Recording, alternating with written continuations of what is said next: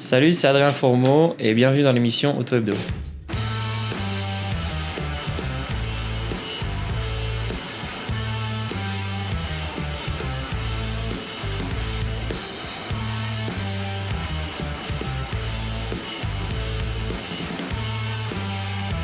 Salut à tous, et effectivement aujourd'hui on reçoit Adrien Fourmeau. Adrien, merci d'être avec nous. Merci à vous. Bienvenue dans le studio de l'émission. On est avec Cyprien ici. On va donc revenir comme d'habitude dans cet entretien sur ta carrière, Adrien, tout simplement. Et comme d'habitude avec les différents épisodes qu'on a déjà pu faire, on a devant toi donc 5 petites cartes avec le logo Auto Hebdo. Je vais t'inviter à prendre la première carte qui va être une photo pour commencer, qui est une photo assez récente en plus. Une belle photo d'ailleurs. Ah, oui. on a pris du beau. On s'est dit, ouais, on va faire plaisir à l'invité. Donc ça, c'est ton rallye de Suède. Rallye de Suède 2026, ouais. 2026. Et forcément, on voudrait d'abord te parler de la saison en cours et de ce début de saison, Adrien. Quel bilan tu tires, toi, de ces 2 premiers rallyes pour l'instant en championnat du monde? Eh bien, j'ai envie de dire un bilan plutôt... on va dire 50-50. On peut dire que je suis assez content d'être le premier des autres pour le moment, mais un peu déçu de ne pas réussir à suivre nos coéquipiers dans l'autre marque qui se bat face à nous, quoi. Donc c'est assez frustrant, mais voilà, on a fait 2 courses, il en reste 12. On sait que voilà, le Monte-Carlo et la Suède sont quand même 2 rallyes isolés de la saison qui ne ressemblent pas vraiment à d'autres rallyes, donc j'ai plutôt espoir que sur les autres manches ça se passe beaucoup mieux. En tout cas, voilà, je me sens bien dans l'équipe, on bosse beaucoup. Il faut savoir, c'est que l'équipe bosse beaucoup, ils abandonnent pas, on fait beaucoup d'essais, donc j'ai espoir que ce soit positif. Est-ce que tu t'attendais à ce que cette saison vous soyez encore plus loin finalement de Toyota peut-être que l'an dernier, ou t'espérais que vous arriviez à réduire un peu ce gap avec eux?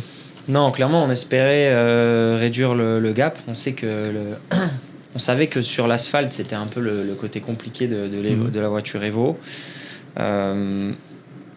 On pensait pas en Suède qu'il y ait un écart comme ça. Par contre, quand on compare, par exemple, nos temps par rapport à l'an dernier, au final, on est mieux à chaque fois. Mais Toyota était moins bien l'an dernier. Donc c'est vraiment, je pense aussi Toyota qui a réussi à faire un step. Ils ont fait un vrai quelque chose sur les pneumatiques, sur la voiture, sur comment faire fonctionner le pneumatique sur la neige. En tout cas, ils ont trouvé quelque chose que nous, on ne semble pas avoir trouvé, du moins sur la neige. Le Monte-Carlo, c'est un peu différent.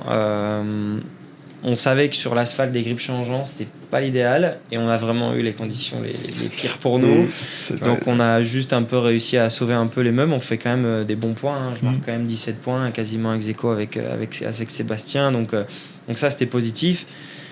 Mais voilà, il nous en manque sur ces grippes changeants. On sait quand même que derrière, on arrive sur des rallyes un peu plus classiques, on va dire. Oui, c'est ça, ça va être de la terre, de l'asphalte, des choses qu'on connaît un peu plus. Tu parlais en Suède notamment des amortisseurs. Tu penses que c'est l'un des axes principaux qui a fait qu'il y avait l'écart avec Toyota sur les 2 premières manches, ou...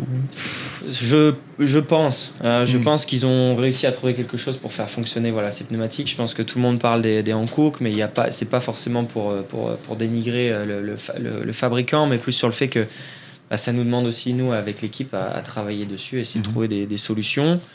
Je pense que l'an dernier, on s'est retrouvé avec une grosse charge de travail entre découvrir la nouvelle voiture, l'Evo, mais aussi découvrir les pneumatiques en même temps. Je pense que le timing n'était pas forcément adéquat. Je pense que Toyota a pu vraiment se focaliser sur ça. Peut-être qu'ils ont trouvé des choses que nous, on n'avait pas forcément analysées.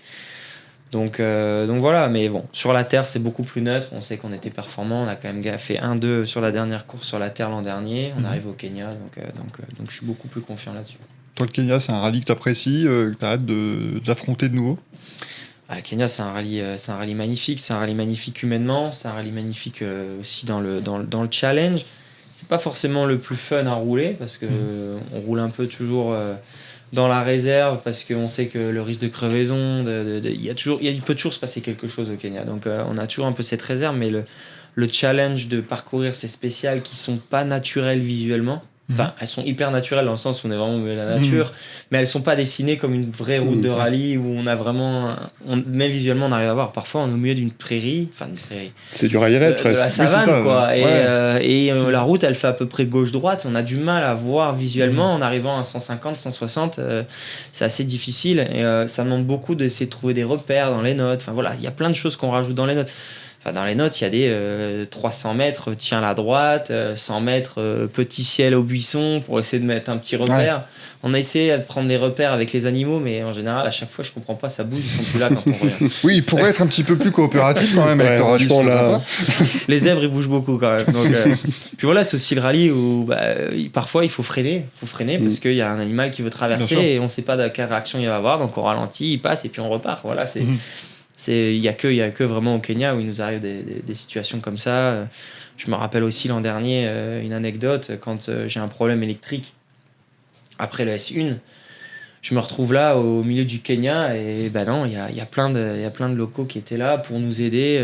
Ils avaient rien, il y en a qui étaient encore à pieds nus, donc ils nous ont aidés, ils ont poussé la voiture, etc. Enfin, il y avait une entraide qui était là, qui était belle, je trouve. Malheureusement, on n'a pas pu continuer, mais en tout cas, le moment que j'ai vécu avec les Kenyans, à ce moment-là, moi, c'est gravé. C'était un moment chouette, mais ils voulaient à tout prix qu'on reparte. À un moment, c'est moi qui ai abandonné. Je dis, mais non, mais on continue.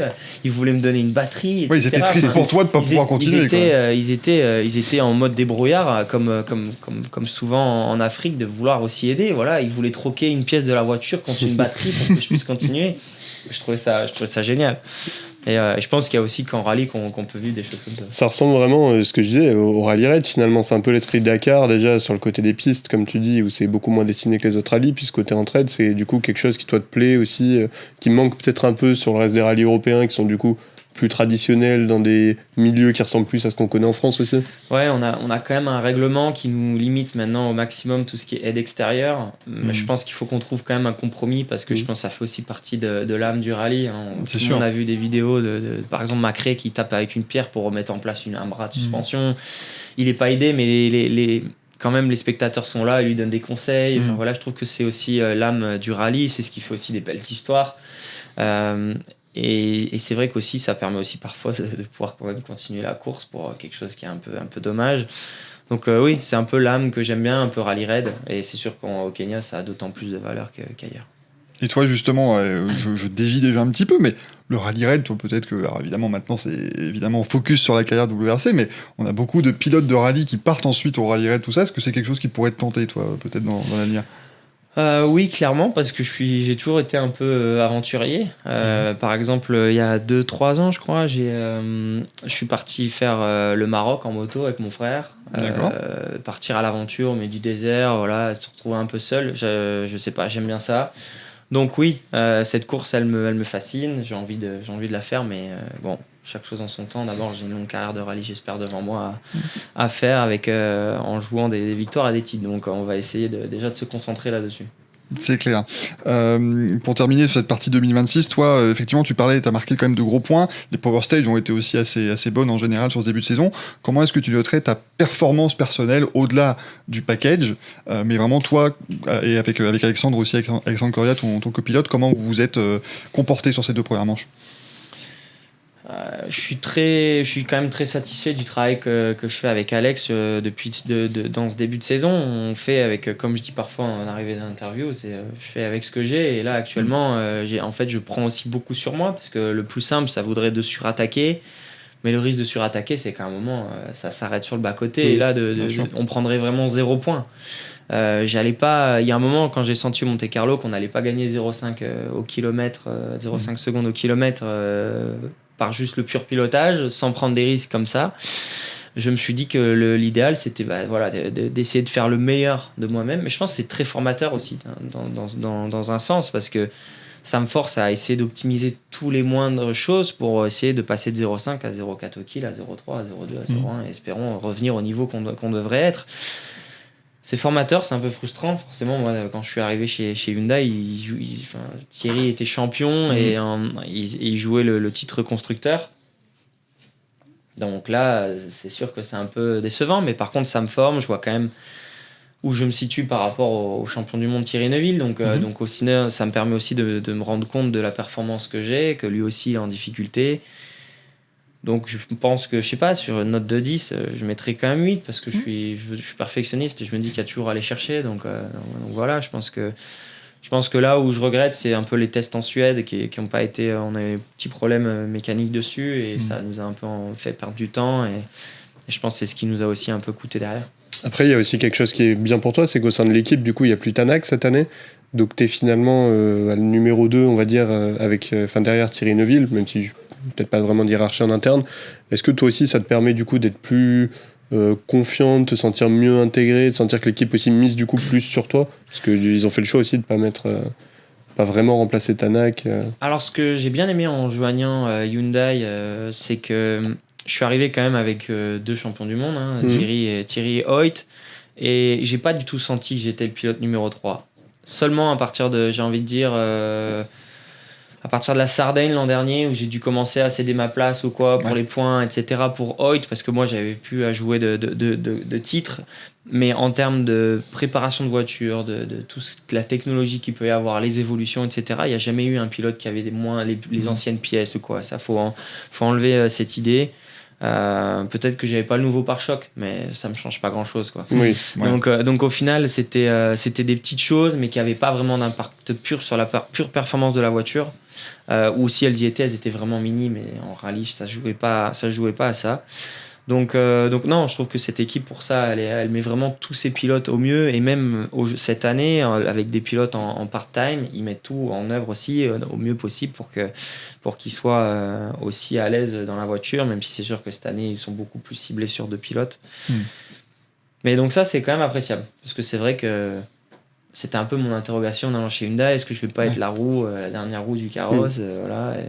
Mais au final... Oui, tu rejoins un constructeur et tu reçois le traitement que tu peux attendre d'un constructeur. Exactement. Ouais, il t'avait pas donné de garantie avant que tu y ailles, vous en aviez pas parlé dans les discussions? Si, on en avait parlé, je leur avais dit que chez Ford, j'étais, pour le coup, là, j'étais plutôt numéro 1, et j'avais quand même l'équipe qui tournait autour pour faire le mieux pour moi, et j'ai dit, moi, je veux pas arriver là, et tout le temps, bah non, tu roules pas, t'as pas les pièces, machin, je veux quand même avoir les...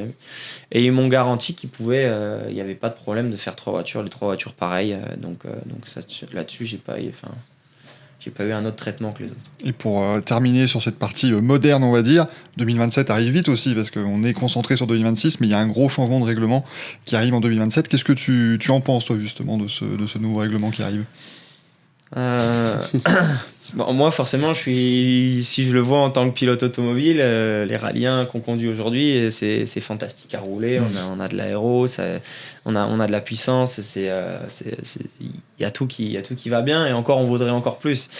Mais pour le sport, je pense que si on réduit un peu les voitures et qu'on a plus de constructeurs, à condition qu'on ait plus de constructeurs, alors je serais content pour le sport. Mais personnellement, on a beaucoup de spectateurs. Ce qui est compliqué, c'est de le quantifier. Mais moi, je peux vous dire, quand je suis sur les bords de route, vous voyez, ceux-là, je les vois pas forcément. Mais je sais qu'ils sont là. Mais moi, en spectacle, je les vois pas forcément. Mais à chaque fois qu'il y a des photos, il y a des spectateurs. Bon, Suède, il fait froid, c'est différent. Mais par exemple, si je prends d'autres rallyes, on sait qu'on a des rallyes avec énormément de spectateurs. C'est difficile à quantifier. Et on a quand même ces passionnés de cœur qui sont là, mais qui par contre, je pense, ont pris de l'âge. On avait beaucoup de spectateurs dans les années 80, 90, 2000, on les a encore, forcément on en a de moins en moins, mais ce qu'il nous faut, c'est réussir à adhérer les jeunes fans, et on a des exemples à prendre là-dessus sur des nouvelles plateformes. J'ai Explorer qui a fait débat la dernière fois, qu'on a un peu déformé mes propos, mais justement où je disais qu'il faut s'en inspirer pour justement réussir à ramener ces jeunes au rallye. Et moi, c'est plutôt le côté promotion que je voudrais surtout appuyer sur le rallye. Peut-être le format, peut-être qu'il est trop long maintenant avec les jeunes qui veulent un peu plus tout plus vite, tout de suite, peut-être. Mais en tout cas, c'est vraiment le côté promotionnel plus que le côté technique. Les voitures sont spectaculaires. Alors, je vais vous donner une anecdote. Semaine dernière, on a testé, on a partagé le volant entre pilotes, et du coup j'ai eu la chance d'être spectateur des autres pilotes qui roulaient avec la Hyundai Rally 1. Alors, j'ai pas de bois ici, mais normalement quand je vois une Rally 1 passer, c'est quand je suis sur le bord de la route, c'est jamais bon signe. C'est que j'ai abandonné, ou voilà. Mais là, j'avais la chance, j'étais spectateur pour quelques runs, et j'ai vu la Rally 1 passer. Bah, ça m'a fait de l'effet. Ça m'a impressionné. C'est impressionnant. Ça m'a impressionné. J'ai fait, mais waouh, ça va à cette vitesse. Et je me suis dit, mais je suis capable de rouler à cette vitesse, moi. Alors oui, bien sûr que oui, mais d'extérieur, ça m'a impressionné. Donc le côté spectaculaire du sport, il peut pas laisser indifférent quelqu'un. Donc c'est que pour moi, il manque quelque chose quelque part. Oui, il faut Donc, trouver comment l'amener pour que les gens le découvrent. Exactement. Il y Comment a amener les gens. L'exemple de la F1, par exemple, avec Drive to Survive, tout ça, c'est peut-être des choses, tu parlais de la promotion, peut-être qu'en effet, plus insister aussi sur les pilotes, sur le fonctionnement des équipes, plus d'insight finalement que ce qu'on a aujourd'hui, ça pourrait aider. Mais je pense que, comme tout enfant, on aime quand quelqu'un nous raconte des histoires. Bah oui. Et je pense qu'il faut qu'on arrive à faire du story un peu telling sur le rallye pour créer des histoires, des personnages sur les pilotes. Je pense qu'on raconte pas assez d'histoires, même les histoires en interne qu'il peut y avoir. Peut-être qu'il y a des tensions, peut-être que justement il y a de l'entraide. Actuellement, je ne sais pas si les gens se rendent compte de l'entraide qu'il peut y avoir entre moi et Thierry pour faire évoluer la voiture et l'équipe pour nous aider aussi. Et je pense que ça manque aussi un peu d'inside. Voilà. Le sport, c'est une chose. Mais il y a aussi le côté à côté. Alors oui, on a quand même More Than Machine, qui est, je pense, bien, qui pourrait être amélioré, qui n'est pas parfait, mais qui était déjà pas mal, mais qui manque encore un côté promotionnel pour le voir sur plus de plateformes. Oui, qui est une série sur YouTube, effectivement, pour l'instant, sur YouTube officiel du WRC. Et ça avait d'ailleurs commencé avec M-Sport uniquement, et ensuite ça s'est... Avec Safety Culture, M-Sport, exactement. Et ça s'est étendu maintenant au reste de la grille. Je vais t'inviter à prendre la deuxième carte, Adrien. Là, on va commencer le retour dans le passé. Un passé pas si éloigné, mais... Canary, exactement. Ah ouais, Canary 2020. C'était ta première victoire en ERC. En ERC, ouais. Qu'est-ce que ça t'évoque justement, ce rallye-là précisément, ce moment où tu te dis, voilà, là j'ai gagné au plus haut niveau du rallye européen finalement? Ça a été un moment important dans ma carrière parce que on sort du Covid. Je fais un rallye à Rome qui se passe pas bien, un accident. Derrière, on fait d'autres courses avec Malcolm. Malcolm a quand même fait beaucoup rouler. Donc Malcolm, le patron de M-Sport, me fait beaucoup rouler quand même en 2020. Sur une saison Covid, je fais quand même 14 courses. Donc je pense que j'étais peut-être celui qui a le plus roulé. Et on arrive aux Canaries, il fallait que je prenne ma revanche sur le rallye de Rome. Et cette victoire, elle m'a permis derrière à essayer la rallye 1. Enfin, on appelait ça la WRC à l'époque. Si je me trompe pas, j'ai roulé la première fois au public. Alors Malcolm me faisait rouler sur ses terres en Angleterre cachées, mais en public au Rallye Légende un peu plus tard dans la saison. Et c'est ensuite par la suite qu'il a voulu qu'en 2021 je fasse un programme mix WRC2 et WRC, donc mes premiers débuts en Croatie, qui arrive bientôt. Donc ça a été un moment important. C'est là qu'il a repris en fait confiance en moi à 100%, en disant on y va, on y croit. Ça lui a permis de vendre des voitures aussi, des nouveaux packs. Ce qui est pas mal aussi. Donc ça a arrangé tout le monde au final. Donc un super moment, première victoire. J'ai encore l'énorme trophée dans mon salon. Donc non, c'était un moment important. Voiture qui était un peu en manque de performance à ce moment-là, que j'ai réussi à faire avec M-Sport à faire remonter. Donc c'était top. Un rallye par contre sous la pluie. On dit allez aux Canaries, il fait beau. Il a fait que pleuvoir pendant 4 jours. T'étais allé sous la pluie déjà au moins, c'est bien. Exactement. Et est-ce que c'est du coup, toi, un moment où tu t'es été senti avant le rallye un peu au pied du mur, tu dis que ça lui a permis à Malcolm de reprendre confiance en toi. Est-ce qu'avant le rallye, déjà, tu sentais ça? Tu te disais là, il faut que je fasse un résultat parce que ma carrière peut dépendre un peu de ce moment ou de cette période en tout cas? Oui, clairement. C'était un rallye hyper important pour me relancer. Et dans ma carrière, ça a toujours été année après année. Je ne savais pas ce que je suis allé faire l'année d'après. Et j'ai toujours appris après Noël. Ah oui. Donc j'ai jamais vraiment passé de vacances tranquilles, sauf les 2 dernières années. Mais sinon, tout le reste de ma carrière, je ne savais plus. Je me rappelle 2020. 2020, je ne devais faire qu'une seule course. Ah ouais. Oui, t'as fini à 14, c'est quand même... Voilà, non, je confonds, c'était 2023. Mais par contre, 2020, non, j'avais le programme avec la Fédé, j'avais 6 courses. Mais au final, j'en ai fait 14. Ouais, donc ça double quand même. Donc ça a quand même doublé, voire plus, le nombre de courses, parce que Malcolm était content, je faisais des courses en plus, etc. Et puis ça performait. Et lui, il avait besoin de faire rouler sa voiture, la montrer dans une période de Covid difficile. Anecdote de la course. Il fallait les tests, Covid, etc. pour se déplacer à ce moment-là. Et en fait, pour ma séance d'essai, j'avais pas l'équipe M-Sport qui était présente. Donc c'est M-Sport qui a demandé, la voiture était déjà arrivée, mais c'est M-Sport qui a demandé à une équipe qu'ils connaissent, privée, qui fait rouler des Fiesta, de faire ma séance d'essai avec eux. Parce que eux n'avaient pas pu arriver. Mon ingénieur, je l'avais au téléphone, il était encore à l'aéroport de Manchester, et il n'arrivait pas à prendre l'avion, etc. Donc j'ai testé et l'équipe n'était pas là avec des problèmes de passe de Covid. Et bon, au final, on gagne quand même la course. Donc on s'est dit, du coup, la dernière fois, je leur ai dit, restez à la maison. On C'est fera ça, ça y a tout pas seul besoin. en rigolant. Ouais, bah, tu J'ai pas m'étonnes. besoin de vous. Alors, tu as commencé, toi, avec Rally Jeune, comme beaucoup de pilotes français aujourd'hui, dès 2016. Ensuite, tu as eu une ascension qui est quand même assez rapide, parce que finalement, entre Rally Jeune et cette victoire aux Canaries, il se passe que 4 ans, Ouais. avec un titre de champion de France junior aussi en 2018. Comment est-ce que toi, tu as senti cette époque-là? Tu avais aussi des études de médecine que tu menais à ce moment-là. Comment ça s'est passé, justement, ces premières années formatrices pour arriver au pilote que tu es aujourd'hui? Ces premières années, elles ont été compliquées. Ça a été beaucoup de choix, de sacrifices. Bon, ça encore, hein, mais j'étais quand même en médecine en 4e année. Faut s'imaginer, je connaissais pas trop quand même le sport auto. Hein. Je suivais le rallye par les jeux vidéo, par un peu les réseaux, mais j'étais pas non plus à connaître tout le règlement. Déjà, le pointage, avant une spéciale, je savais pas exactement comment ça se passait. Je savais qu'il pointait 1 heure, mais je savais pas qu'il y ait 3 minutes, par exemple. Des choses simples comme ça, mais qui paraissent anodines maintenant quand on connaît le sport, mais pour quelqu'un qui connaît pas. Bref, je suis en médecine, j'essaie de faire les deux. Je me retrouve dans des situations où j'ai examen, rallye en même temps ou qui se suivent. Je finis un examen, je prends la voiture, je m'en vais faire un rallye à Mende. Ouais. Au final, je rate mes rattrapages en médecine. Donc, les rattrapages, c'est quand on ne réussit pas en juin, on refait en fin août. Et donc, je les rate quand même. Et en plus, derrière, je rate ma course. Ouais. Et là, il y a un électrochoc dans ma tête qui me dit, là, les deux en même temps, ça va être compliqué. Donc, il faut que je fasse un choix. Et j'ai eu la chance d'avoir la faculté qui m'a soutenu et qui m'a dit, mais va à fond dans ton sport, va jusqu'au bout. Comme ça, plus tard, tu te diras pas, et si je l'avais fait? Ce qu'ils voulaient pas, c'est que je devienne un médecin aigri. Mais surtout que la médecine, tu peux le reprendre après. Et pour ils m'ont le dit, coup. la médecine, tu reprends après, quand tu veux, du moins essaie dans une limite de 5 ans.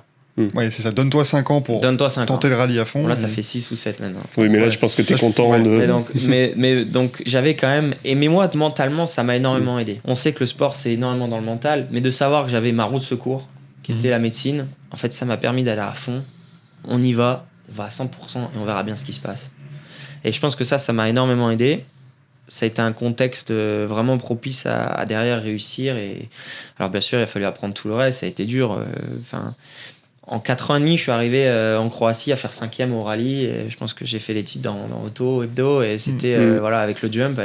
Et c'était voilà, Adrien, 5e sur ses débuts. C'était super, avec 2 deuxièmes temps. En 4 ans et demi, c'est énorme. Mais il y avait encore beaucoup d'apprentissage à faire. Ouais, c'est Ça a ça. été très très vite. Mais mettez-vous à ma place. Vous refuseriez de monter dans une rallye 1 Ah bah non, Non. c'est clair. J'avais pas le soutien, j'avais pas le soutien financier pour pouvoir dire bah non, je me permets de faire une année. Moi, Ouais, le ça. soutien financier, finalement, ça a toujours été le plus gros, ça a été M-Sport. J'ai eu Yako, j'ai eu la Fédé, mais en 2021, c'est surtout M-Sport et Yako qui m'aident à ce moment-là. Donc voilà, je pouvais pas refuser. Et en plus, j'ai montré des belles choses au début. Croatie, Portugal, etc. C'était bien. Le Kenya aussi, 2021, qui je fais 4e, mais on avait encore beaucoup à apprendre. Et si on revient au tout début vraiment de ta carrière de rallye, donc on parlait de rallye jeune, mais comment tu t'es dit je vais m'inscrire à ça et t'as gagné, donc t'avais déjà un certain coup de volant. Est-ce que c'est un coup de chance, ou enfin je veux dire pas un coup de chance, mais tu t'es découvert un talent à ce moment-là où tu roulais déjà un peu avec tes potes dans les chemins? J'ai toujours aimé les sensations. Donc, je faisais beaucoup de vélo, toujours du VTT, je fais du descente. Et rapidement, avec mon frère qui avait 5 ans de plus, lui, il a eu le permis, moi j'avais 13 ans. Donc j'ai pu commencer à toucher un peu le volant. Du coup, on a été faire un peu des journées circuits. Alors on devait peut-être en faire 2 ou 3 par an, mais des choses simples. Et qui au final, je me suis dit, je suis pas trop mal quand même. Enfin, à 50 plus, je fais les temps avec lui, je trouve qu'il roule bien. J'ai quand même beaucoup fait de simulateurs. Donc les jeux comme Dirt Rally, etc., je les ai poncés. Donc je me disais, ça a pas l'air trop mal, quoi. Je fais quand même des bons scores. Et mon frère, en fait, tant plus âgé, lui, il avait découvert Rally Jeune par un magazine, si je peux le citer, c'était le magazine Échappement. Il avait découvert ça comme ça et lui, il avait participé. Mais lui, ça date de 2013, même avant, 2012, 2011, quelque chose comme ça. Okay. Et donc moi, je me suis dit, tiens, c'est super cette sélection. Bah, quand j'aurai 18 ans, je participe. Sauf que l'anecdote de Rally Jeune pour moi, c'est à mes 18 ans, je suis en première année de médecine. Et il y a Rally Jeune qui est là, fin novembre, début décembre, juste avant mes examens de médecine, les quads, donc les 4 premiers mois d'études de médecine. Et là, je me dis non, cette année à fond en médecine, je l'ai du premier coup. J'avais été vivre chez ma grand-mère pour pouvoir faire ma première année, pour éviter toutes les tentations. Et l'année d'après, je me dis je l'ai du premier coup, l'année d'après je pourrais y aller. Puis ils ont arrêté pendant 4-5 ans, enfin pendant 3 ou 4 ans. Ah, donc il a fallu attendre. Donc il a fallu attendre que ça revienne. Parce que tu avais 21 ans au final en 2016. J'avais 21 c'est ans, ça. donc c'est ça, 3-4 ans après, donc 4e année de médecine. Et là, je me dis, là c'est bon, j'y vais, je participe. Mais du coup, je m'étais un peu préparé. Ouais, c'est ça, tu connaissais, tu savais à quoi t'attendre. Je savais à quoi m'attendre, je savais qu'il y avait des slaloms, etc. Et je me rappelle sur un parking d'un supermarché, avoir mis des cônes et à m'entraîner à faire un slalom, un frein à main. Voilà. Bon, au moins le basique de rallye jeune, quoi. Tu visais la victoire en y allant ou c'était allez, j'y vais pour voir un peu, pour me jauger? Non, j'y allais pour essayer au maximum de gagner en me disant j'essaye. Et puis voilà. Donc non, j'étais allé, j'avais été malin aussi. Mais bon, ça compte dans le sport auto aussi d'être malin. C'est ça, parce que ça jouait au salon de l'auto de Paris. J'y suis pas allé un week-end, il y avait trop de monde le week-end. J'y étais allé en semaine, il y a moins de monde. Bah oui, donc moins de concurrence. Moins de concurrence. Ouais. Ah, c'est pas mal. Oui, tu marques plus les esprits sur la journée pour les sélectionneurs. Ouais, non, bien sûr. Parce que je suis sûr que dans les grosses journées où il y a beaucoup de monde, c'est bien, mais à la fin, ils en prennent que 2. Peut-être sur 1000 participants. Quand moi j'étais peut-être allé, ils en prenaient 2 sur 300. Ouais. Tu augmentes tes chances. sont augmentées. Mathématiquement, c'est clair. Mon côté un peu réfléchi là-dessus, il faut aller en semaine.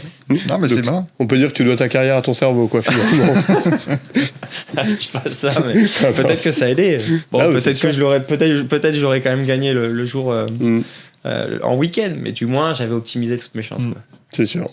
Je vais t'inviter à prendre la 3e carte et justement, tu parlais d'une couverture d'Auto-Hebdo. Voilà, c'est celle-là que je parlais. Là, voici cette couverture en Croatie avec cette 5e place. Et tu disais effectivement, c'est allé très vite et en plus, ça a fonctionné très vite aussi. C'était quoi ton état d'esprit à ce moment-là ? Quand tu termines 5e en Croatie, que tu vois que ça marque les esprits aussi globalement, parce que c'est un rallye en plus qui est remporté par Sébastien Ogier, et c'est quand même la performance d'un autre Français entre guillemets qui marque. Comment on se sent à ce moment-là ? Honnêtement, tout arrive trop vite. J'arrive pas forcément à me rendre compte actuellement. Je suis juste dans l'excitation du moment. Conduire une Rallye 1 en WRC, un rêve qui se réalise. J'arrive pas, en fait, je vois pas tout le côté médiatique autour, la prouesse que je viens de faire. Je m'en rends pas compte. Je suis juste hyper satisfait d'avoir roulé dans cette voiture, de m'être régalé, d'avoir fait des spéciales. En plus, c'était la première fois en Croatie, donc un nouveau rallye pour tout le monde. C'est difficile, je pense, de tout assimiler. C'est plus facile maintenant de se rendre compte. Quand même, le recul, ça aide. Avec le recul, ça aide, mais quand on y est, je voulais juste y retourner, faire une autre course et me dire, mais la prochaine fois, on fera pas 5, on fera 4. Puis après, on fera 3. Puis, D'ailleurs, au Portugal, la manche suivante, tu fais 6.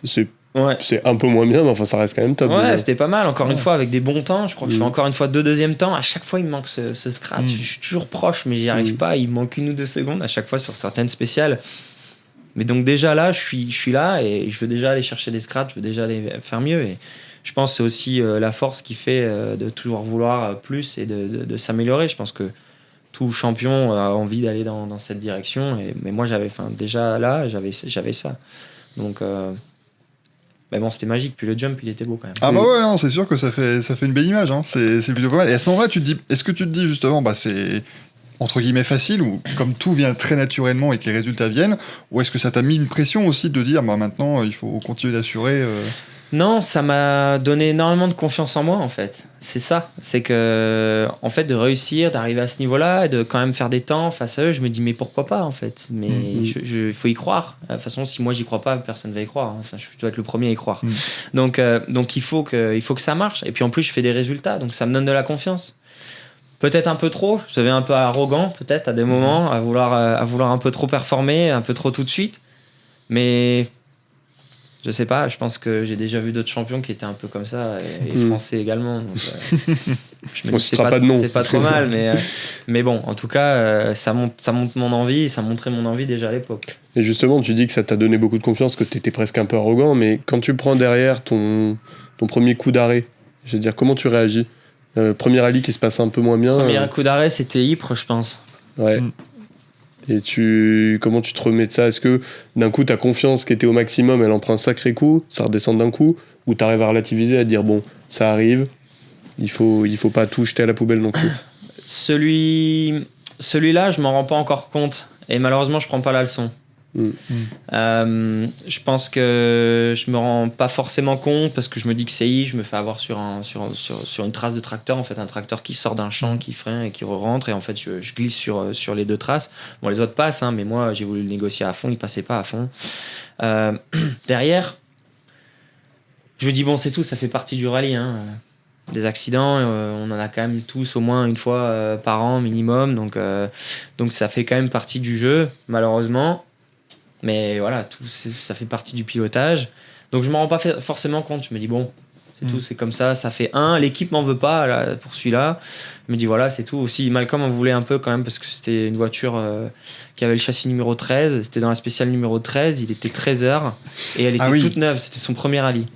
Ouais, d'accord. Là, quand t'es superstitieux, c'est pas génial. Bah non, mais je lui ai dit mais Malcolm, pourquoi t'as mis un châssis numéro 13? Du coup, on en a rigolé après. Mais bon, finalement, cette voiture a été vendue par la suite. Mais en tout cas, bon, l'anecdote, c'était un châssis 13. Donc c'est là, voilà, ils m'en voulaient parce qu'elle était flambant neuve et qu'ils avaient vraiment voulu optimiser au maximum. Bon, c'est tout, c'est comme ça fait partie du sport. Mais c'est sûr que 2022 a été plus compliqué par la suite ensuite. Et pour revenir juste sur ta performance, on voit des jeunes pilotes qui arrivent des fois à performer sur leur premier rallye. On pense même à Solberg, même s'il avait déjà un peu d'expérience. Ce qu'il fait l'an dernier, ce qu'il fait en début d'année. Ou Paillari, même je crois qu'à ses débuts aussi, pour son premier rallye, il est assez bon. Comment t'expliques ça? Est-ce que le WRC2, c'est une super école pour le WRC finalement, ou c'est le talent juste des pilotes peut-être qui fait la différence? Non, clairement, le WRC2, c'est une super belle... formule de promotion au final. On se bat à voitures qui sont quand même plus ou moins égales. Alors forcément, tu en as toujours une meilleure que d'autres, c'est le motorsport. Mais elles sont quand même vachement proches. Ça permet d'avoir des super belles batailles sur tous les différents types. Il y a toujours du monde, donc on se retrouve toujours en bataille avec quelqu'un. Même si à un moment on a une crevaison, on se retrouve à 1 minute 30 de la tête, on se bat encore avec d'autres personnes, on va essayer de battre. Donc ça en fait c'est pas mal, c'est que ça permet tout le temps de se battre. En rallye 1, quand on perd 1 minute 30, on peut vite se retrouver un peu seul à des moments. Donc ça c'est une superbe école. Et je pense que le point commun en fait quand on arrive tous, je peux prendre aussi l'exemple de Cesc qui arrive sur un rallye qu'il connaissait, il était le seul mais malgré tout qui fait une super belle performance. Je pense qu'on arrive un peu avec un peu d'insouciance, juste profiter du moment, rouler et juste voilà, ce qui m'arrive c'est dingue, je suis dans une rallye 1 au plus haut niveau, en championnat du monde, de conduire ces voitures là c'est fantastique et juste de rouler avec c'est déjà génial, donc en fait on profite, mais en fait en profitant on prend du plaisir, en prenant du plaisir on est performant souvent. C'est derrière quand on commence à devoir faire des saisons complètes, il y a la tension, la fatigue, il y a le stress, la tension que peut donner une équipe parce qu'on attend des résultats. Quand on arrive la première fois, l'équipe, ils attendent rien. Oui, c'est ça. Ouais. Ils veulent juste qu'on roule. Tu surcompliques pas les choses, en plus, t'arrives, tu roules. Tu fais la séance d'essai, les bonnes conditions, tu roules, on n'attend de rien. Et au final, ça marche bien. Parce qu'après aussi, peut-être quand t'es plus expérimenté, t'es plus dans le calcul de tes rallyes en me disant, tu vois, tu parlais de la trace de tracteur, en disant, bah là, j'y vais pas à fond, alors que quand t'es jeune et insouciant, tu passes à fond et puis t'as de la chance, ça passe. Jusqu'à en effet tes premiers crashs après. C'est un peu ça. Maintenant tu relativises, tu dis non mais là cet endroit-là c'est un peu compliqué. Tac, En fait c'est aussi l'expérience en rallye qui paye quand même bien. Quand on voit, on dit toujours les anciens ils performent. Mais les anciens ils ont une expérience de dingue. Ils ont vu tellement de spéciales, tellement de virages, qu'ils sentent les choses. Ils arrivent à sentir ces choses. Quand on est jeune, on a un peu l'insouciance. Bon, ça passe. Ouais, mais non, parce qu'en fait, cette particularité du virage fait que ici, ça passe pas aussi bien. Et voilà, je pense que c'est ces choses-là qui font que les anciens, comme je les appelle, ils ont ça pour eux. Et je pense que ça marche. Et nous, plus jeunes, on a juste un peu la rage de gagner. Et c'est ça qui nous guide plus. Voilà. Ça joue peut-être aussi sur les reconnaissances, tu penses? Parce qu'effectivement, quand t'as vu des rallyes pendant 10, 15, 20 ans, tu sais peut-être instinctivement que la note va devoir être un peu modifiée parce que tu as cette expérience en plus, alors que t'as des notes un peu plus basiques. Quoi, moi, je continue toujours à apprendre. Même dans mes notes, j'essaie toujours de trouver des solutions pour améliorer, pour alléger, pour être plus précis en allant plus vite, etc. Et voilà, quand il y a 10, 15, 20 ans, 25 ans de rallye, bon, c'est rodé, quoi. Et puis vraiment, c'est vraiment ressentir le virage. Parce qu'il y a des virages qui sont simples, classiques, entre guillemets, ceux-là, ils posent pas trop de soucis. Ouais. Mais ça va être des endroits un peu pièges, un endroit un peu à l'ombre, quelque chose qui est... Même des choses qu'on peut ressentir. Je pense que c'est pareil, hein, si on prend le Dakar, par exemple, il y a des pilotes qui sont nés dans les dunes, bah, ils ont facilité de lire les dunes. Ça s'apprend. C'est de l'expérience. Bah là, c'est pareil en rallye. Il y a des virages qui se ressentent, des endroits un peu pièges. Tiens, là, c'est bizarre, celui-là, on va le mettre piège. Moi, maintenant, je mets des pièges dans mes notes. Celui-là, je sais que c'est un truc un peu compliqué. C'est facile d'aller se poser et dire, bah mince, je suis bloqué. Ouais. Voilà. Ouais, donc, tu vas regarder un petit peu pour... Ça évite... Enfin, il y aura toujours un risque, hein. Bien sûr. On est d'accord. Mais il y a quand même ces choses-là, je pense, qui font que l'expérience est énorme en rallye. Et on l'acquiert qu'en roulant. Ouais. Et ça demande beaucoup de roulage. Parce que c'est ça aussi qui fait que tu arrives à performer, toi, un peu sur tous les terrains, parce que tu as fait des podiums sur asphalte, dans la neige, en Suède, au Encore Kenya. une fois, j'ai eu dans ma carrière l'opportunité de rouler sur tous les types. Parce que dès le début, avec la Fédération française du sport auto, M-Sport, en fait, de rouler Monte-Carlo, Suède, les rallyes terre, les rallyes asphalte. Donc j'ai quand même eu un gros panel en WRC rapidement à faire des rallyes de tous les types. Je me suis pas juste concentré à un Portugal-Sardaigne ou un Estonie-Finlande. Non, j'allais au Portugal, j'allais en Estonie, j'allais en Finlande. Voilà, ça m'a permis quand même de rouler sur tous les types, les rallyes rapides, les rallyes cassants, les rallyes asphalte, les rallyes mixtes, les rallyes neige. Voilà. Donc effectivement, il y a eu tout un panel. Je vais t'inviter à prendre la 4e fiche maintenant, Adrien. On se rapproche d'aujourd'hui, on est en 2023. Et cette fiche, on l'a choisie parce qu'effectivement, donc, il y a le titre de champion de Grande-Bretagne, ce qui est un accomplissement et une réussite, mais qui survient après justement une période plus compliquée, comme tu l'avais évoqué, où c'est un peu l'année entre guillemets de rétrogradation d'une certaine manière, le moment où tu es reparti en WRC2 pour revenir ensuite en Rallye 1. Quel regard tu portes sur cette période précise aujourd'hui de ta carrière ? L'année 2023 ou l'année 2022 ? Commençons par 2022. Alors, l'année 2022, très compliqué parce que un début très compliqué. Honnêtement, on arrive au Monte-Carlo, on est performant et j'ai beaucoup travaillé. 2021, ça a été WRC2, WRC1, et en plus de ça, le développement de la Rallye 1. Et j'ai fait plus de 70% du développement de cette Rallye 1 au simulateur, en roulage, etc. C'est un peu mon bébé. Et j'arrive au Rallye Monte-Carlo et on est performant. Hein, donc on est très très bien. Et je suis jeune et j'ai l'envie. J'ai l'envie qui passe au-dessus et je me fais avoir sur juste ce passage de col là, et derrière un grip qui change et puis voilà, c'est l'accident. Derrière en Suède, je me dis bon, on va prendre les choses modérément. Je crois que je suis 5e, je fais quand même des bons temps, c'est pas fantastique, mais je me lâche pas après le rallye du Monte-Carlo. On arrive en Croatie, je me fais avoir avec un aquaplaning, et alors là, l'équipe me le pardonne pas du tout. Ah ouais. La pression augmente, je ne sais plus rouler. Vraiment, je ne sais plus rouler. Je ne suis plus moi-même. Ah ouais. Ouais, tu réfléchis en fait. Je réfléchis, je ne roule plus par juste mon pilotage naturel, rouler, me libérer. Je suis toujours un peu dans la crainte en fait de la faute, de ce qui pourrait casser, etc. Et il y a parfois quand même, il y a mon côté compétiteur qui dit non mais il faut quand même que j'en mette un peu plus. Et puis je vais crever, je vais faire une petite casse de bras de suspension. Au Kenya, on touche une petite pierre, ça casse un bras. Voilà, un problème mécanique plus tard. Enfin, plein de choses comme ça qui font que la saison est très compliquée. Et plus ça va, et dans ma tête, moins ça va. Ouais, t'as 4 abandons sur les 5 premières courses. C'est ça. Enfin, sur 5 premières rallyes. Et ça a été dur avec l'équipe qui derrière a mis beaucoup de pression négative et j'ai pas réussi à ressortir de ça. Tu parlais justement de ça tout à l'heure, tu disais que quand tu commences, t'as l'insouciance, t'es jeune, t'as envie de tout casser, t'as pas de pression. Et cette pression de l'équipe, à quel point c'est dur à gérer pour un pilote, surtout que t'étais encore jeune, en 2022 quand même. T'étais encore assez inexpérimenté en WRC. Est-ce que c'est pas trop dur de mettre autant de pression à un jeune pilote ou tu penses que t'étais peut-être pas aussi assez solide mentalement pour tenir ça à ce moment-là ? Non, je pense que si on prend l'exemple d'autres pilotes dans le passé, ça a été comme ça. Si on prend l'exemple de Tanak, si on prend l'exemple d'Evans, on a un peu un parcours similaire avec même sport, où à un moment, Malcolm se met à mettre beaucoup de pression sur ces jeunes pilotes.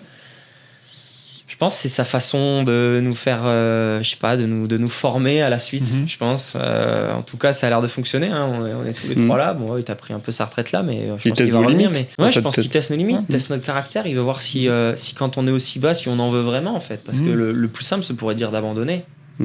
Oui, c'est ça, oui, de dire voilà, c'est pas fait pour moi, ou exactement. De dire parce stop, que Malcolm croyait en mes capacités. Ce qu'il voulait voir, je pense, c'était mentalement jusqu'où j'étais capable d'aller.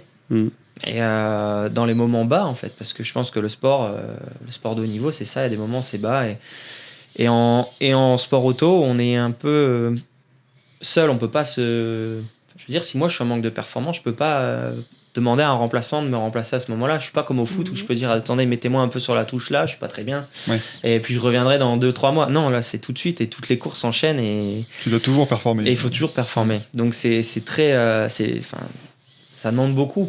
Et si en plus dans la tête on n'est pas au top, c'est vite compliqué. Donc 2023 arrive.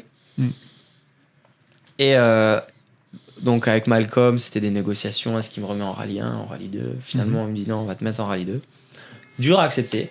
Ouais, tu le prends comme une punition presque à ce moment-là ? Ah oui, clairement, oui. Puis en plus, j'étais en train de quitter mon bébé. Donc, Mais ça, t'avais développé la caisse.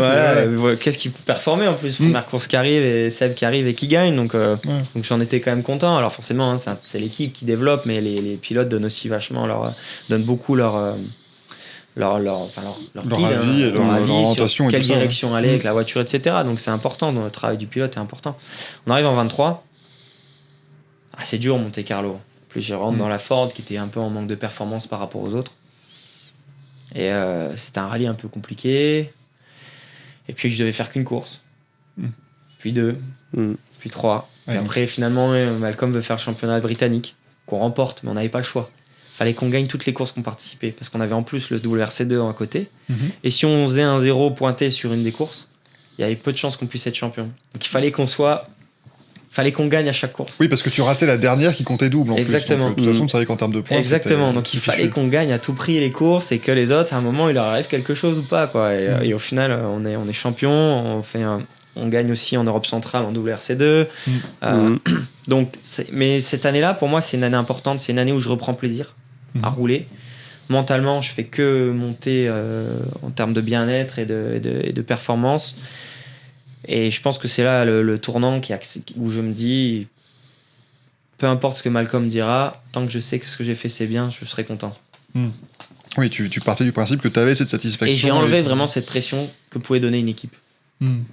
Et même actuellement chez Hyundai, je pense que cette année-là, ça m'a permis de me dire, peu importe ce que l'équipe pense, tant que je sais ce que je fais est positif, etc. En fait, je suis capable moi-même de m'autocritiquer dans ce que je fais, de si je suis bien ou je suis pas bien. T'en parlais un peu tout à l'heure avec l'année 2026 avec Hyundai, mais est-ce que c'est une année justement, c'est une période plus formatrice et on voit, tu parlais de Tanak, tu parlais d'Evans, Oliver Solberg aussi qui est arrivé en rallye 1 trop jeune certainement, il a refait ses gammes en rallye 2 et maintenant il est de nouveau très performant. Tu penses qu'il y a quand même un côté... Ces années-là sont charnières pour le développement d'un pilote. Je pense que comme Oliver, c'est 2022 pour Oliver, c'était très compliqué également. Il est redevenu en Rallye 2 beaucoup plus longtemps que moi, mais ça l'a formé, ça lui a formé les armes pour quand il revient là, il est prêt. Voilà, il est prêt. En plus, il a l'équipe, la voiture, tout va bien. Il est bien dans sa tête, il est bien entouré. Il y a un bon entourage autour. Moi, ça m'a permis aussi de me structurer. D'avoir des gens autour et des gens qui étaient vraiment importants pour moi, pour m'apporter de la performance. Je pense que ça a marché aussi pour Oliver et c'est ça qui est intéressant. Alors c'est dur pour les équipes aussi parce qu'à ce moment-là quand tu essaies de prendre un jeune, tu sais qu'il marche puis finalement il se casse un peu les dents et voilà, et je pense qu'il y a aussi des similitudes un peu en Formule 1 mais je pense que voilà, il y a des pilotes qui ont besoin de ça. Il y en a peut-être qui arrivent à passer en dehors, mais j'en connais quand même pas beaucoup. Là, c'est un peu ce qu'on voit, pour faire un parallèle avec la F1, c'est un peu ce que fait Red Bull avec ses pilotes. Quand ils en mettent un chez Red Bull, ils le remettent chez Racing Bulls. C'est un peu similaire. C'est un peu... c'est pas facile dans la tête, mais quand on en ressort grandi. Ouais, oui, c'est ça. C'est aujourd'hui, avec le recul, tu sais que c'était une décision qui était quand même positive, mais c'est sûr qu'au moment où elle arrive, il faut savoir l'encaisser, quoi. Elle est dure à accepter. Mais ça permet vraiment de remettre les choses à plat de ce qui apporte vraiment de la pure perfo. Tu parlais de l'équipe, de comment tu t'es structuré. Mais, par exemple, t'as engagé des personnes pour t'aider sur ce qui était mental, par exemple J'ai attaqué avec mon coach mental en fin 2022 et je l'ai gardé en 2023. On a beaucoup travaillé là-dessus. On a travaillé sur Le travail en équipe, c'est-à-dire travailler avec Alex, se donner des points clés quand moi je conduis, si je suis en train de perdre le fil, si lui il est plus dans le tempo, si c'est un peu dur pour moi, en fait des mots clés qui sont pas longs mais qui permettent aussi à Alex de savoir mon état. Du coup il peut m'aider là-dessus ou moi inversement avec lui. C'est tous des petits détails. Travailler aussi la concentration au long cours par exemple. Ça paraît anodin, mais l'entraînement mental devient un peu une routine maintenant chez les sportifs. Alors, avant, c'était un sujet tabou, c'était un faible, mais maintenant, on se rend compte que l'importance que ça peut avoir chez le sportif. Et moi, j'ai quand même pas mal travaillé là-dessus, sur tout ce qui était attention en fait, au long cours. Hein. Il y a des spéciales, comme là au Kenya, elles font 25 minutes.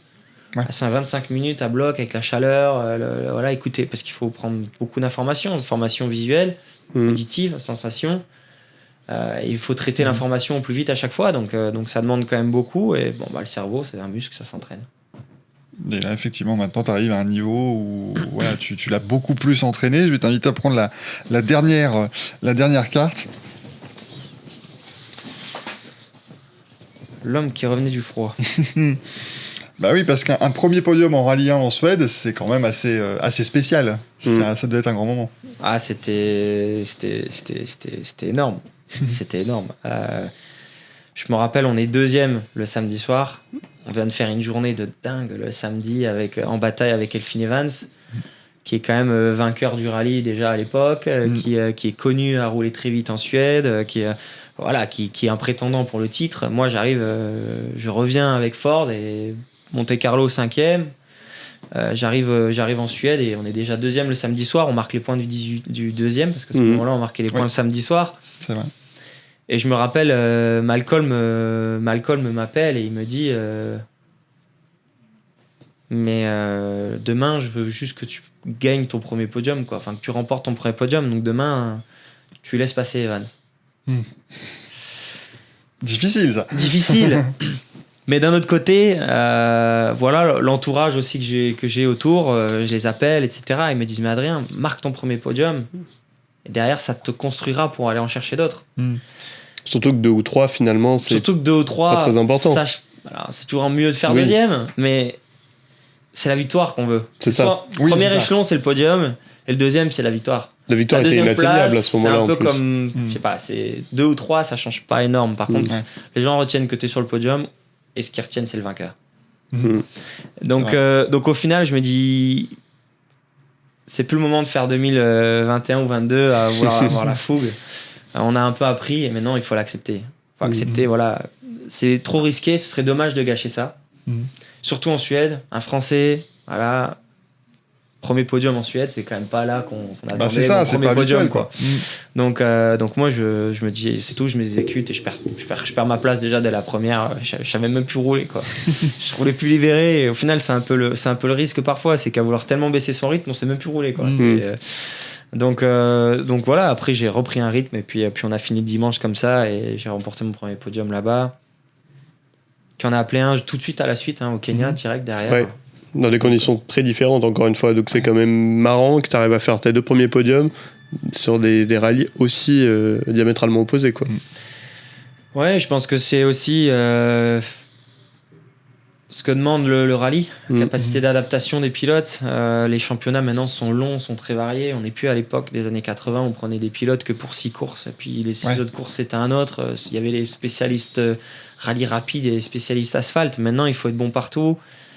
Et dans ma carrière, j'ai eu cette formation au final de rouler sur chaque année au maximum en Suède, en Rovaniemi, etc. Et ouais, je me sentais à l'aise. J'étais bien, cette voiture, je la connaissais bien. C'était mon bébé que j'avais retrouvé. C'est ça. Donc, le bébé avait bien grandi. Donc voilà, forcément, en plus, je savais qu'elle était performante. Hoyt avait gagné l'année d'avant sur le rallye de Suède. Donc voilà, je me suis un peu basé sur ces setups pour essayer justement de performer. Et puis je me suis senti à l'aise et voilà, j'ai roulé et j'étais vraiment à l'aise. C'était une belle performance, je trouve, personnelle sur ce rallye parce que parfois on dit les victoires, est-ce que c'est pas ta plus belle course? Mais parfois il y a des podiums qui sont durs à aller chercher parce que c'est le premier, il y a aussi l'histoire. Et en plus, je me suis senti hyper à l'aise toute la course. Et je trouve qu'en termes dans sa globalité, la préparation avec les essais, j'avais eu 2 jours de tests qui s'étaient super bien passés. La course, comment elle s'est déroulée, la bataille avec Elfyn tout le samedi. des conditions de dingue la veille. Je sais pas si vous vous rappelez, le vendredi, il neigeait. Ouais, c'était de la folie. Ouais. Mais c'était un peu à l'élimination finalement, quasiment. Donc non, une très belle course, un très beau souvenir. Et cette saison-là, tu fais 5 podiums, donc une saison super réussie. Quel bilan t'en tires, toi, à la fin de l'année? Est-ce que tu te dis, waouh, mes 5 premiers podiums, c'est quand même quelque chose de fort? Ou est-ce qu'il y a une petite partie de toi qui te dit, j'aurais bien aimé en gagner une, ou même faire 2e, parce que tu fais 5 fois 3e? Je me disais que j'étais un peu abonné à la 3e place, mais depuis l'an dernier, je me dis que les 3e places, c'est déjà pas mal. Là. non, forcément, j'en voulais plus quand même. J'ai ce côté-là, vouloir plus. Mais déjà, de faire les podiums avec l'équipe, c'était énorme. C'était énorme dans le sens où ils avaient perdu Oitana, qui était reparti chez Hyundai. Moi, j'arrive, ils ont tout mis sur moi. 2022, c'était pas top. 2023, j'aurais montré de belles choses, mais en Rallye 2, c'était incertain. Et au final, on a vécu une superbe saison avec eux. On a eu quelques petits problèmes mécaniques, mais on a quand même réussi à passer à travers. On a été performants, 5 podiums, et encore une fois, tous les types de terrains. Donc c'était top. Et puis souvent, on a joué devant, on a joué un peu les outsiders du championnat. Donc non, c'était une belle saison. Bon, super. Et à ce moment-là aussi, est-ce que tu es conscient peut-être que tu n'as pas la meilleure des voitures, ou est-ce que tu penses que la Ford pouvait te permettre quand même de rivaliser avec les Toyota et les Hyundai? Non, je savais que la Ford avait des rallyes où elle pouvait être performante, comme par exemple la Suède. Il y avait d'autres rallyes où ça allait être un peu plus compliqué, comme la Lettonie, etc. Donc il y avait des rallyes où en fait j'ai abordé le rallye avec une stratégie qui était un peu différente d'habitude, où c'est la pure attaque. Par exemple, en Finlande, si on regarde le vendredi, je suis 7e, je crois. Finalement, le samedi soir, je suis 5, et le dimanche, on est 3. On n'a pas été les plus vite, mais on a été à la régulière, dans les conditions compliquées en Finlande, etc. Et ça a payé comme ça. Au Japon, non, c'était de la pure perfo, mais je savais que la voiture sur l'asphalte, un rallye comme ça, elle pouvait performer. Il y a des moments, il a fallu de patience. Ça m'a aussi un peu appris aussi la résilience, la patience sur les courses, et que voilà, c'est à la fin du rallye qu'on paye et pas avant. C'était hyper formateur. Et oui, je savais que la voiture, on sait qu'M-Sport est toujours très très performant les 2 premières années. Après, il manque de ressources par rapport aux autres équipes pour développer. Donc là, on était déjà dans la 3e année. On a fait une très belle 3e année. Ouais, tu te dis à ce moment-là, en plus, donc tu as tous ces podiums. Hyundai va avoir une place disponible, on s'en doute à ce moment-là. Tu te dis, c'est le bon moment, justement, en fin de cycle M-Sport, de dire maintenant, je vais chez un constructeur pour avoir cette capacité de développement aussi qui va arriver. Tout à fait. J'ai cette opportunité avec Hyundai pour une saison complète.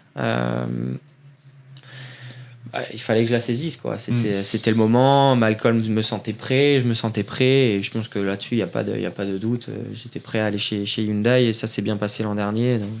Malcolm Wilson l'a compris, Malcolm Wilson l'a compris, et ça n'a pas pour autant qu'il n'a pas été ému de me voir partir, depuis 2019, mais en tout cas, c'était une belle histoire qui se fermait là, qui est pas complètement fermée. On sait que dans le motorsport, on peut revenir un jour là-bas, donc mais en tout cas, Malcolm, il disait qu'il pouvait pas me garder. Ford ne voulait pas réinvestir l'année d'après, et moi je voulais, il savait qu'il allait pas pouvoir me donner ce que moi j'attendais, c'est-à-dire un développement pour aller se battre devant, etc.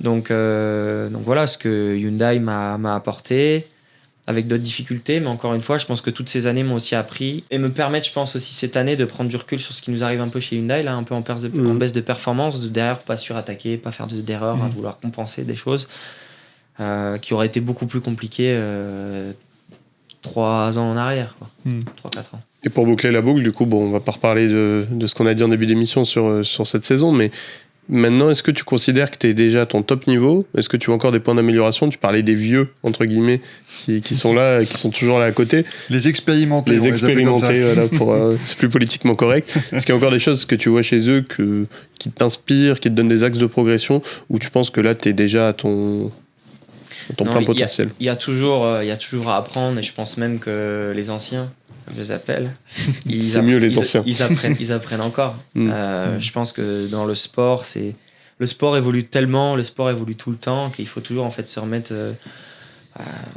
à la nouvelle page, quoi, parce que ça évolue, et je pense que l'an prochain, ça risque de faire un choc un peu pour les anciens. Parce que moi, la Rallye 2, je l'ai quitté en 2023, et là, on va être un peu plus proche de la performance des Rallye 2, donc voilà. Je pense que dans l'art du pilotage, il y a toujours à apprendre, mais je suis quand même vachement satisfait de ce que je fais. Mais voilà, je serai vraiment satisfait quand je gagnerai des courses. Bah ça, c'est ce qu'on te souhaite le plus rapidement possible. Et alors, on voulait terminer, parce qu'en 2024, c'est aussi le moment où on t'a, pour beaucoup, découvert, hein, puisque là, tu faisais quand même beaucoup de podiums cette année-là. Et on t'a pas mal découvert sur les réseaux sociaux aussi. Et en fin de spécial aussi, avec toujours avec le bon mot. Avec voilà, tout ce genre de choses.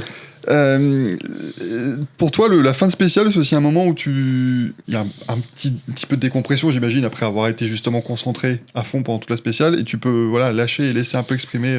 Souvent, si le rallye se passe bien, que je suis content de la performance, j'arrive à sortir un peu de ce contexte sportif et à essayer de tourner un peu ça un peu plus à la rigolade avec les spectateurs qui peuvent être là, avec les gens autour. Pourquoi ? Parce que à la base, moi, je suis aussi un fan de rallye à regarder en arrivée. Et je trouve ça dommage d'entendre des pilotes se plaindre de ce qu'ils sont en train de faire. Moi, je m'estime chanceux de pouvoir rouler dans ces voitures fantastiques, dans un championnat aussi varié.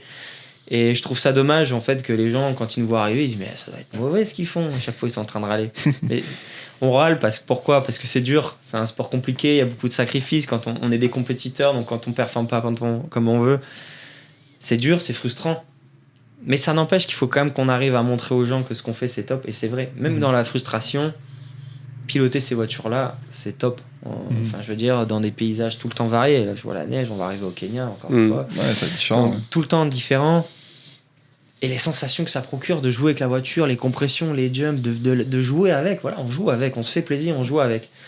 On n'est pas comme sur circuit où il faut aller chercher le petit millième, le petit dixième, etc. Nous, on va aller chercher, mais tout en jouant avec. C'est ça la beauté de cet art.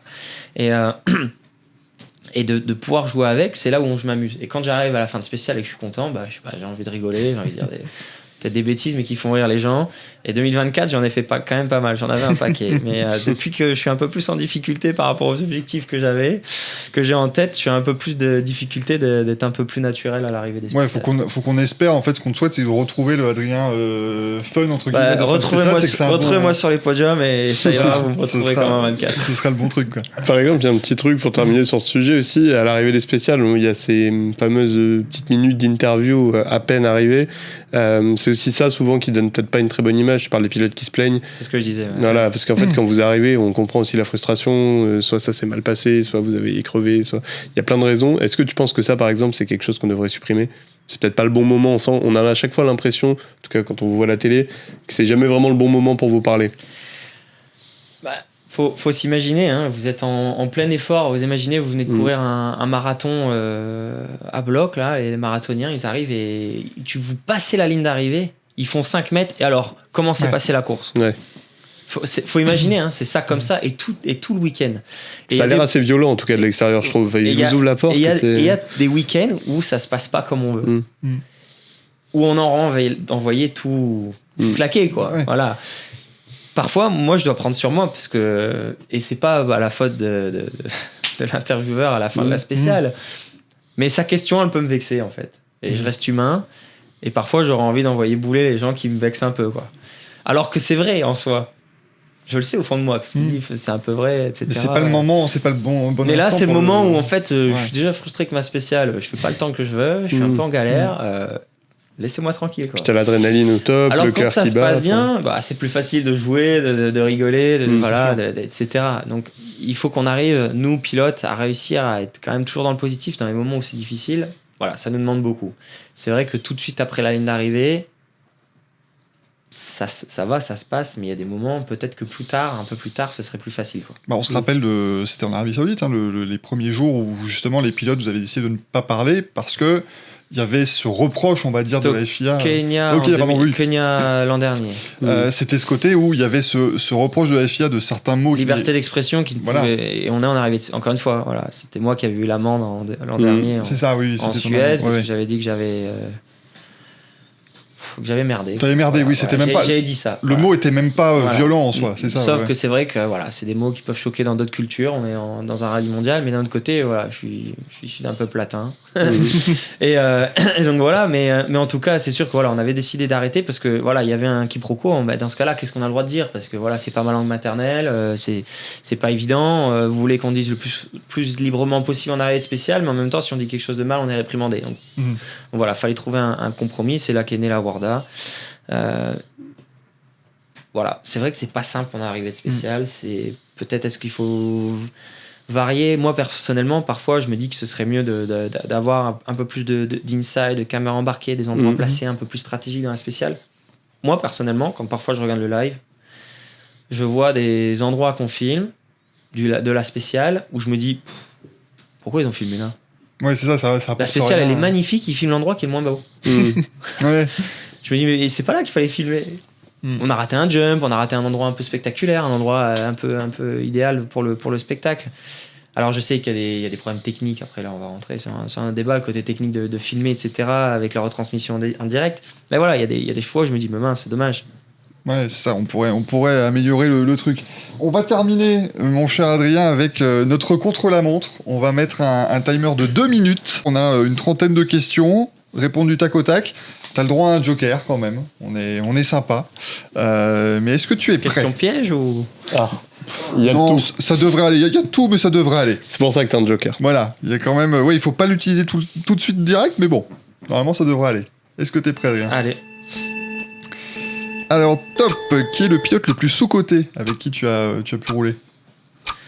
Sous-coté? Ouais. En rallye 1 seulement? Ou même globalement, même dans ta carrière, vraiment...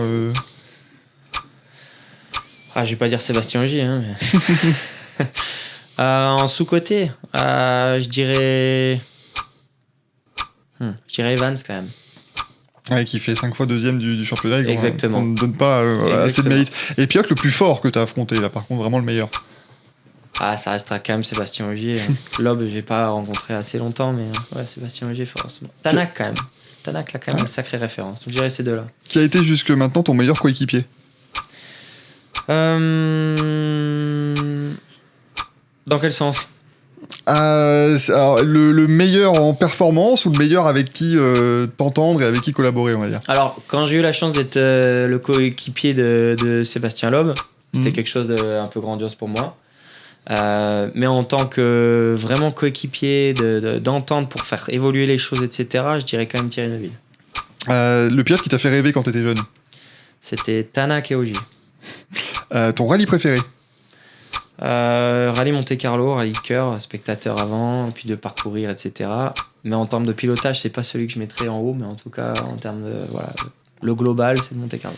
Un rallye qui aujourd'hui, pour toi, manque au calendrier WRC? On parle beaucoup de l'Argentine. Je pense qu'il y a l'Australie, et un rallye que j'ai fait qui était vraiment top, c'était le GB Rally. Ça, c'était quelque chose. La question piège arrive peut-être. En coucou Pirelli? Joker. Très bonne réponse. Hormis le WRC, quelle catégorie est-ce que tu rêverais d'essayer en sport auto général? Le Dakar. Ouais. Et alors la petite dernière? l'IndyCar. Ah, très très bonne réponse, Adrien, bravo. Ouais. Ça, voilà, tu as marqué un point avec moi. Et enfin, la dernière, gagner le Monte-Carlo et aucun autre rallye de l'année, ou gagner tous les autres rallyes mais pas le Monte-Carlo? Tous les autres rallyes. Parce qu'à la fin, en général, il y a le titre normalement. Exactement. Merci Adrien. Merci à vous. Merci d'être passé. Voilà, merci beaucoup. Cette petite heure ensemble. On espère que ça t'a plu. D'ailleurs, oui, la dernière question qu'on met toujours, de 0 à 10, ça a été comment cette interview? Je suis méchant ou gentil? Tu décides. Allez, je dirais 8, il y a toujours de l'amélioration à faire. Exactement, je crois que c'était Sébastien Ogier, vous avez dit exactement pareil, donc comme quoi, il y a déjà du... C'est la note que tu mets à ton début de saison et t'as dit le même argument aussi. Exactement. Voilà, donc, ça va. C'est que c'est pas trop mal. Et pour terminer l'émission, on a ce petit casque ici, qui recèle de petites signatures. On a du Théophile Naël, Dorian Pain notamment, Lisa Billard. On va te proposer de le signer également. Théo Pourchère avait été le premier. Eh ben, je vais signer... Ici, c'est bien. Parfait. Voilà, super, merci Adrien. Et comme ça, dans les prochaines émissions Auto Hebdo, vous aurez la signature d'Adrien Fourmeau qui sera là. Merci beaucoup Adrien, et puis à très bientôt. On va te retrouver donc là tout de suite, évidemment, avec le Kenya qui va arriver très très vite. Tout le meilleur pour toi et puis pour le reste de la saison aussi. Merci.